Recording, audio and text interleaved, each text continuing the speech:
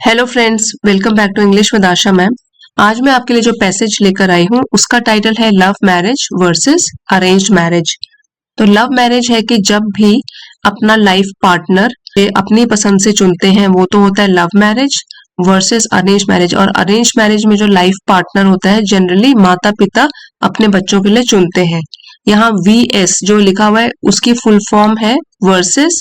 ये एक प्रेपोजिशन है, इसका मतलब होता है इट शोज टू आइडियाज और things that are opposite to each other. तो वर्सेस तब यूज किया जाता है। तो आइए शुरू करते हैं। Arranged marriages and love marriages both have their pros and cons. तो देखिए ये जो है प्रोस एंड कॉन्स ये फ्रेज है, इसका मतलब होता है फायदे और नुकसान। तो अरेंज मैरिज जो होती है और लव मैरिज दोनों के खुद के नुकसान भी है फायदे भी हैं। Making the choice between them a matter of personal and cultural preference. Making the choice जिसकी वजह से चयन करना, अपना खुद का चॉइस करना बिटवीन देम इन दोनों के बीच में is a matter of personal व्यक्तिगत एंड कल्चरल प्रेफरेंस। कल्चरल होता है अपनी संस्कृति से रिलेटेड और प्रेफरेंस है प्राथमिकता। इसको आप इंटरेस्ट भी बोल सकते हो। सो पूरी लाइन का मतलब ये हुआ कि अरेंज्ड मैरिज और लव मैरिज दोनों के अपने ही फायदे और नुकसान हैं, जिसकी वजह से उनमें से किसी एक को चुनना ये बन जाता है एक मैटर, एक मामला जो कि व्यक्तिगत और सांस्कृतिक प्राथमिकता पर निर्भर करता है। पर्सनल प्रेफरेंस क्या हो गया कि पर्सनल व्यक्तिगत तौर पर हमको क्या, हम किस चीज को प्राथमिकता देते हैं। कल्चरल हो गया कि संस्कृति के अनुसार हम सब लोग अलग अलग संस्कृति से बिलोंग करते हैं, तो किसी कल्चर में जो वैल्यूज होती हैं, एटीट्यूड्स होती हैं, तो उसमें जिन चीजों को प्राथमिकता दी जाती है उससे भी हमारे फैसले जो हैं उस पर निर्भर करते हैं। इसीलिए ये जो मामला है ये बन जाता है हमारा पर्सनल व्यक्तिगत और कल्चरल प्रेफरेंस, मतलब हमारे सांस्कृतिक रूप में जो हम प्राथमिकता देते हैं उस पर ये निर्भर करता है, उसका मामला बन जाता है। Arranged marriages offer the advantage of family support. अब पहले शुरू करते हैं एडवांटेजेस की बात करना, प्लस पॉइंट की बात करना, फायदे अरेंज्ड मैरिजेस के। ऑफर द एडवांटेज, तो ये ऑफर मीन्स देती है, एडवांटेज फायदा फैमिली सपोर्ट का, दैट मीन्स परिवार के सहयोग का, एंड इन्वॉल्वमेंट और भागीदारी का भी, क्योंकि इसमें जो है अपने बच्चों के लाइफ पार्टनर चुनने के लिए पेरेंट्स का पूरा सहयोग होता है, तो इसलिए उनको परिवार का सपोर्ट मिलता है। और इन्वॉल्वमेंट मीन्स सब लोग इसमें खुशी खुशी शामिल होते हैं, तो ये इसकी एडवांटेज हो गई।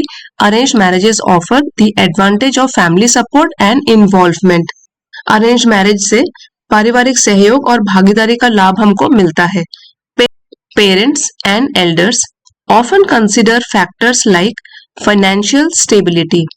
माता पिता और जो घर में बुजुर्ग होते हैं, एल्डर्स होते हैं, बड़े होते हैं, ऑफन अक्सर जो है कंसिडर वो ध्यान देते हैं फैक्टर्स कारणों पर, जैसे कि फाइनेंशियल स्टेबिलिटी, जैसे कि पैसे को लेकर कितनी स्थिरता है, कि पैसों को लेकर कोई तंगी तो नहीं है।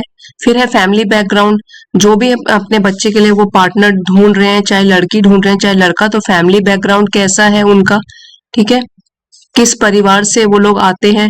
एंड लॉन्ग टर्म कंपैटिबिलिटी, अब पेरेंट्स और बुजुर्ग जो है हमारे घर में बड़े हैं, तो इसलिए उनको बहुत सारा अनुभव होता है अपने जीवन से, और वो ये भी देखते हैं लॉन्ग टर्म, मतलब लंबे टाइम तक अगर बात करें, दीर्घकालिक लंबे समय के लिए उनके जो लाइफ पार्टनर ढूंढ रहे हैं अपने बच्चों के लिए, तो कितने कंपैटिबल रहेंगे एक दूसरे के साथ, कितनी उनका तालमेल बना रहेगा, आपस में बनेगी, तो ये सब चीजें वो लोग ध्यान देते हैं, बड़े लोग घर के।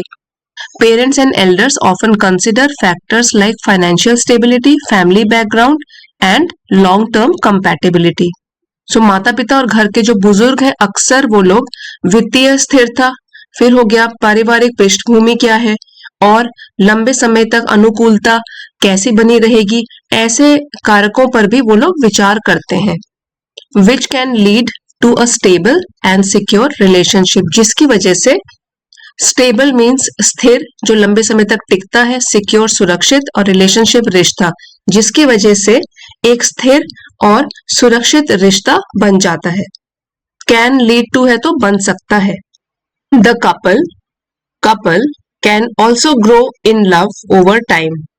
कपल यहाँ पे है हस्बैंड वाइफ के लिए बोला गया, तो जो हस्बैंड वाइफ है समय के साथ उनमें प्यार भी बढ़ सकता है।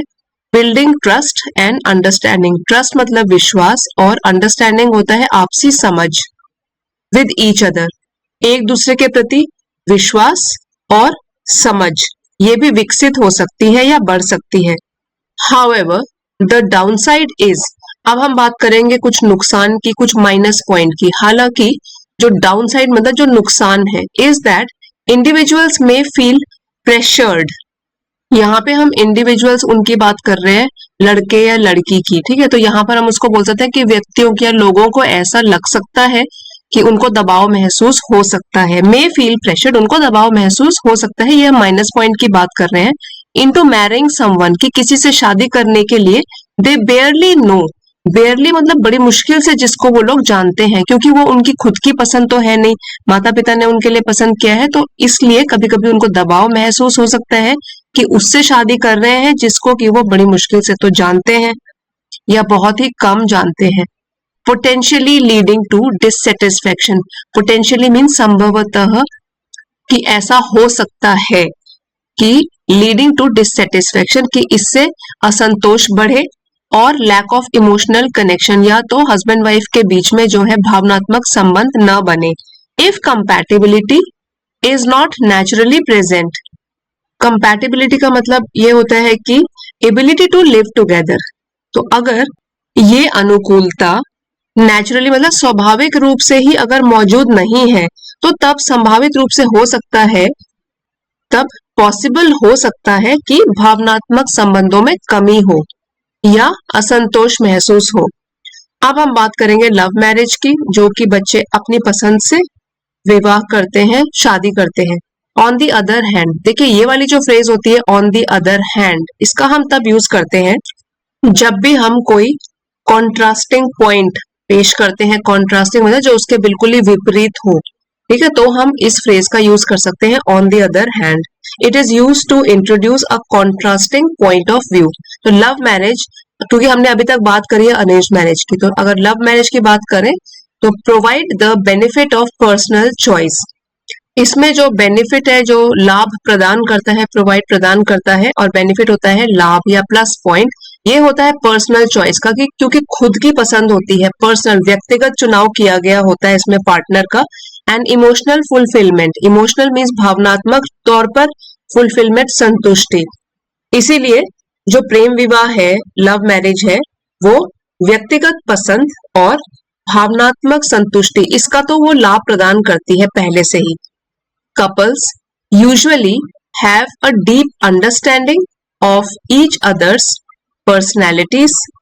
So, क्योंकि यहाँ पे जो हस्बैंड वाइफ होते हैं वो आमतौर पर पहले से ही उनको एक अच्छी जानकारी, अच्छी समझ होती है एक दूसरे की पर्सनैलिटीज, व्यक्तित्व के बारे में, इंटरेस्ट क्या पसंद है क्या नापसंद है इसके बारे में, एंड वैल्यूज और मूल्यों के बारे में, बिफोर कमिटिंग प्रतिबद्ध होने से पहले एक दूसरे के प्रति, which can lead to a more devoted and connected relationship from the start, जिसकी वजह से फ्रॉम द स्टार्ट शुरुआत से ही वो लोग ज्यादा समर्पित रह सकते हैं और ज्यादा जुड़ाव महसूस कर सकते हैं एक दूसरे के प्रति, क्योंकि पहले से ही वो इतना कुछ एक दूसरे के बारे में जानते हैं। पर्सनैलिटीज, इंटरेस्ट, वैल्यूज, एक दूसरे के व्यक्तित्व के बारे में, शौक क्या है और कैसे मूल्य है, क्या गुण है दोनों में।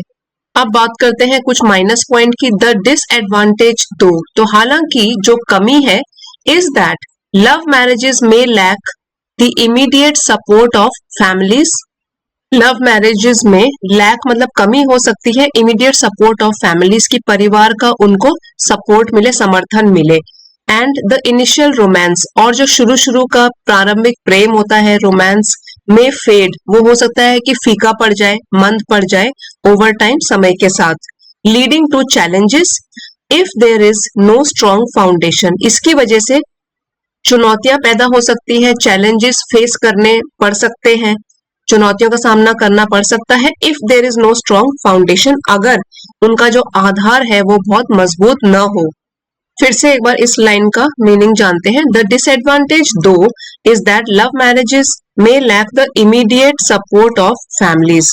सो हालांकि नुकसान यह है कि प्रेम विवाह जो होते हैं उसमें परिवारों का जो समर्थन है उसमें कमी हो सकती है। एंड द इनिशियल रोमांस, ये है इनिशियल मतलब पहले का, रोमांस प्रेम में फेड ओवर टाइम, और जो पहले का जो प्रेम है हो सकता है वो बाद में फीका पड़ जाए, मंद पड़ जाए, लीडिंग टू चैलेंजेस, जिसकी वजह से चुनौतियां खड़ी हो सकती है। If there is no strong foundation, अगर जो नींव है या आधार है वही स्ट्रॉन्ग ना हो, मजबूत ना हो। Additionally in cultures that prioritize arranged marriages, so additionally means इसके अतिरिक्त भी, इन कल्चर्स उन संस्कृतियों में, दैट प्रायोरिटाइज जो कि प्राथमिकता देते हैं अरेंज मैरिजेस, मतलब कि जो संस्कृति वाले लोग समर्थन करते हैं अरेंज मैरिजेस का, वहां पे love marriages can face social resistance, वहां पे जो प्रेम विवाह है हो सकता है उसको सामाजिक प्रतिरोध का भी सामना करना पड़े, क्योंकि कई होती हैं ऐसी संस्कृतियां जहां पे लव मैरिज को अच्छा नहीं माना जाता है, तो वहां पे हो सकता है उनको सामाजिक प्रतिरोध का भी सामना करना पड़े। अल्टीमेटली मीन्स अंततः, आखिरकार, both forms of marriage have their merits, दोनों फॉर्म्स, लव मैरिज की बात करो या अरेंज्ड मैरिज की, उनकी खुद की ही मेरिट्स मतलब खूबियां हैं उनमें। And success depends on mutual respect, और किसी भी टाइप की मैरिज का जो सक्सेस है, सफलता है, वो निर्भर करता है म्यूचुअल रिस्पेक्ट मीन्स आपसी सम्मान पर, अंडरस्टैंडिंग समझ पर, एंड एफर्ट प्रयास पर, फ्रॉम बोथ द पार्टनर्स, दोनों के दोनों पार्टनर्स मतलब हस्बैंड की तरफ से भी और वाइफ की तरफ से भी। और जिस भी मैरिज में हस्बैंड वाइफ के बीच में रिस्पेक्ट होती है, आपसी सम्मान होता है, एक दूसरे के प्रति समझ होती है, और दोनों प्रयास करने के लिए और अपनी मैरिज को चलाने के लिए प्रयास करते रहते हैं, सो दोनों साइड से, फ्रॉम बोथ पार्टनर्स, तो वहां पे मैरिज हमेशा सक्सेसफुल होती है, वो वाली मैरिज हमेशा ही सफल होती है। सो आई होप फ्रेंड्स आज का पैसेज आपके लिए हेल्पफुल रहा होगा। अगर पसंद आया है तो प्लीज लाइक, शेयर और सब्सक्राइब जरूर कीजिएगा। Thank you for watching. Comments में लिख के बताइए कैसा लगा। सी यू नेक्स्ट टाइम।